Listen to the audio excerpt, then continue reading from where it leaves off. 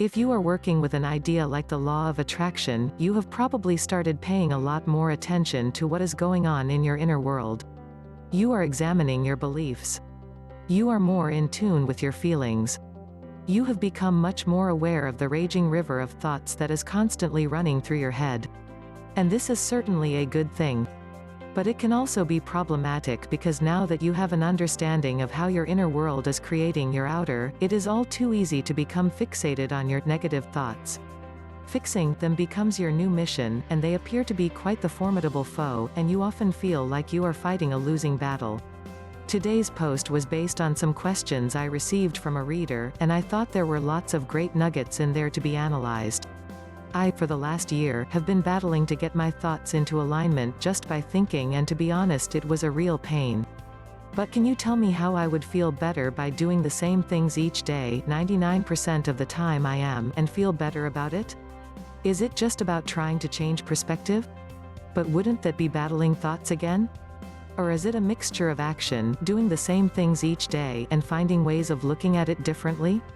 Also, I would love if you wrote a blog post specifically about how to change your vibration without battling those thoughts. I think the way you write it is fantastic. Also, about 1 month ago I was reading a topic on the Abe forum, and a user was saying that if you focus on your desire it will always feel good, but if you think you're focusing on your desire and it feels bad, it means you're actually looking at the but thoughts and what ifs. So it immediately struck a chord, and I managed, for the first time, to continuously focus on a sum of money, £500, and feel absolutely brilliant.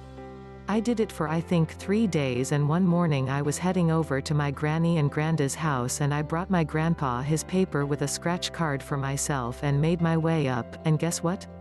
There was £500 on that card. But my problem now is I can't seem to think my way into that state of mind again, and I very much am struggling to pinpoint what I thought, but I knew I had installed a certain backbone belief of you'll know if you feel bad. You are looking at the buts and what ifs, and that made me focus purely on the desire, but for the life of me I don't know how to get back there. Marty. The heart of our manifesting struggles. One of the first things asked of me was asking what set of actions could be done day in and day out to overcome negative thoughts and get in juicy alignment. And this is an understandable question. Consciously engaging with our energy is going to be an important part of this process, as we have a lot of programming to uproot and replace. But this question speaks to what I personally believe to be the biggest contributor to our manifesting difficulties. We view the law of attraction as some sort of tool to be utilized, and make it all about action. We focus in on things like affirmations and visualizing. We are always on the hunt for different tools and techniques. Again, important part of the process and super helpful. But these things are not manifesting. Manifestations do not result from actions we take, they result from our energy. There is no exact blueprint where if you do X, Y, and Z, a manifestation is guaranteed to materialize. Our mind is very action-oriented, and it carries this approach over to our work with this sort of teaching. It wants to know what it can't do to control the process and ensure a specific result, but it doesn't work like that. You can't do these things all day long, but if energy is not changing in any significant way, nothing will change externally. Again, conscious engagement with our energy is important, so having some tools and whatnot that you personally resonate with, and engage in on a regular basis, is super helpful for shifting energy, and I would recommend you gather some. In the moments you are using them, you are focusing positively, activating energies that serve you and breaking down ones that don't. But as for what is best, that comes down to what resonates with you. They in and of themselves have zero power. Maybe it is meditation. Maybe it is a particular type of visualization.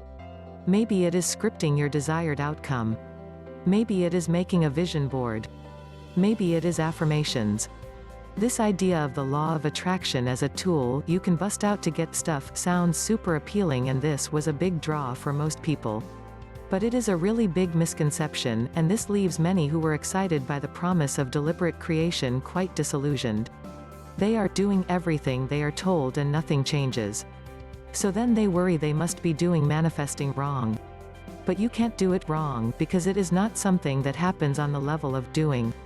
Your mind is always going to do what it does. Make peace with that. The word battling came up a couple of times, and I noticed it immediately because it speaks to how we often view the process of changing our thoughts and belief system. We have to battle these evil parts of our being that are fucking everything up for us. It is some sort of fight between our consciousness and the thoughts and feelings we are observing.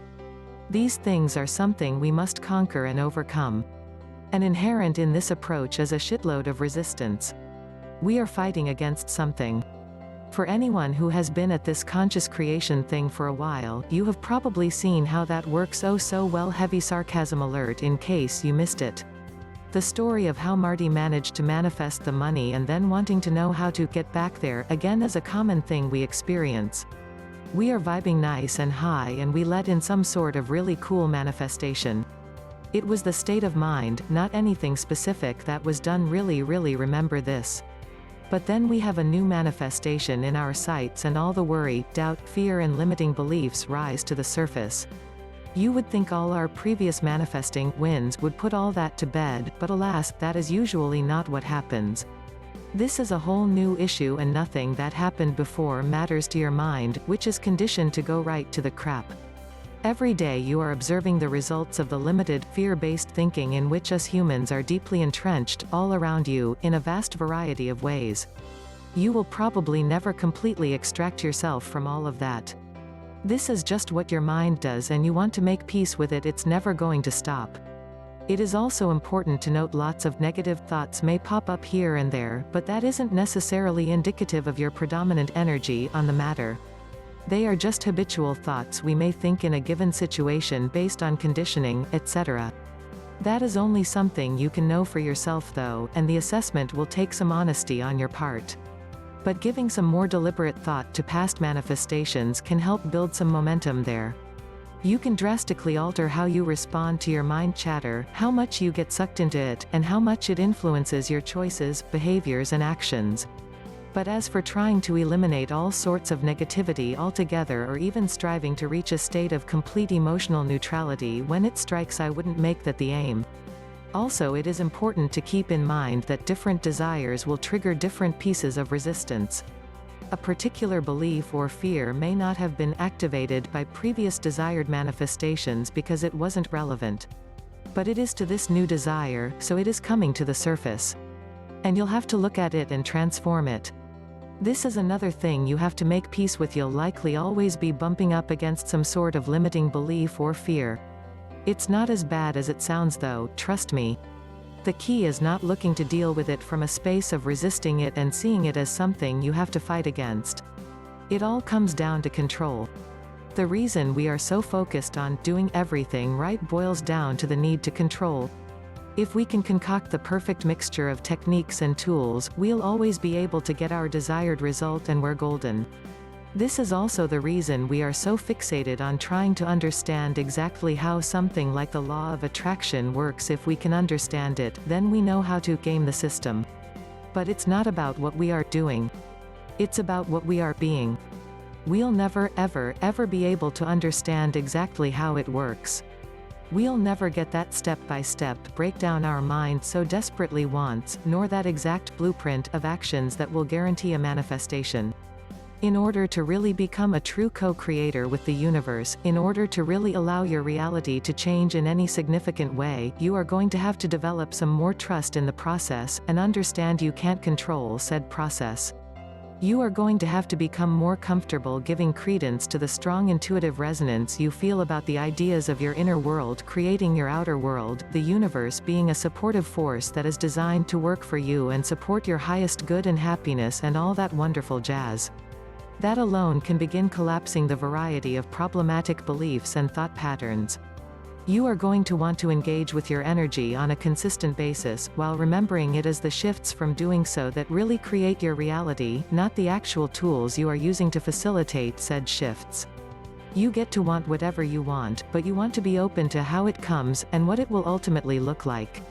Realize your control comes in the form of managing your vibration, not trying to control every aspect of your external reality, and looking at the universe as your servant who is there to do your mind's exact bidding. Work on feeling good and working on your state of mind for the sake of feeling better, and not just to get something. This makes it a lot easier to make these inner shifts because you are not fixated on getting some sort of result from doing so. The inner shifts will naturally lead to manifestations inner dictates outer, so things have no choice but to start changing. It's not the focus on specific things that makes them come, it's being in a vibration where you can finally receive them. Be aware of your vibration and take note to strong reactions, etc. But don't obsess about every thought and feeling. Make your well-being a priority, as that naturally will make you feel better. The better you feel, the higher your vibration. And that creates space for all sorts of great things to show up: solutions to problems, opportunities, encounters, stumbling upon a great tool that really resonates with you, inspirations and ideas. Subscribe for daily videos and check out link in description for more information.